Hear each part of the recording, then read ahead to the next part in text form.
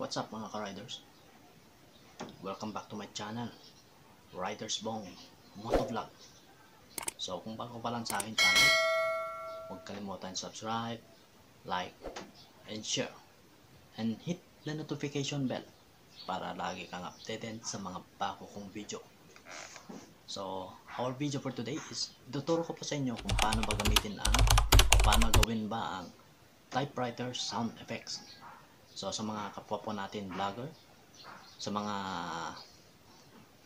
tamad na mag-dub sa kanilang mga video, so pwede nila tong magamit ang typewriter sound effect. So para lang ulit to sa mga taong gustong matuto po. So kung ready na po kayo, let's go!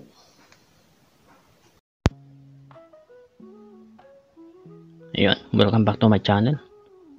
So ituturo ko pa sa inyo kung paano ba gawin ang typewriter sound effect para po sa ating mga video upload.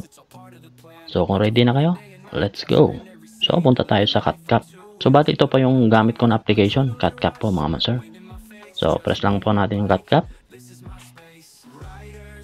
Then mag-add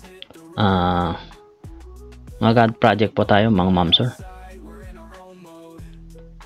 So new project po, type po natin ang new project.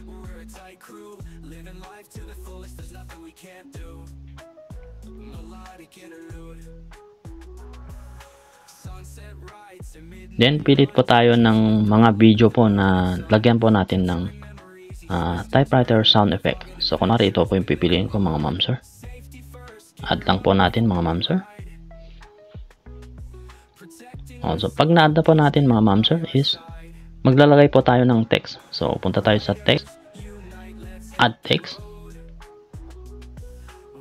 So kunwari yung itatype ko mga mamsir is welcome to my channel, Riders Bong Motovlog. So pwede natin palitin yan mga mamsir. Press lang po natin dalawang kamay po, dalawang daliri po.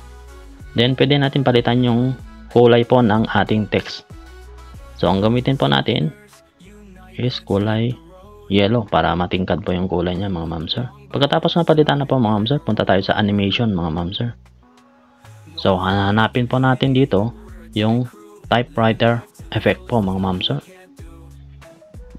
So ang gamitin lang po natin dito mga mamsir is yung free lang po mga mamsir. Kasi yung mga iba dito mga mamsir is pro, may bayad po mga mamsir. So pipili po tayo dito yung walang bayad. So bali ang pipindutin po natin, pipiliin po natin yung typewriter. Bali ito po mga mamsir. Ayan, okay na po siya mga mamsir. Then check po natin mga mamsir. So ang next po natin na hanapin mga mamsir is sound effects niya po, yung tunog typewriter po. Then back lang po natin mga mamsir. Then punta tayo sa audio mga mamsir.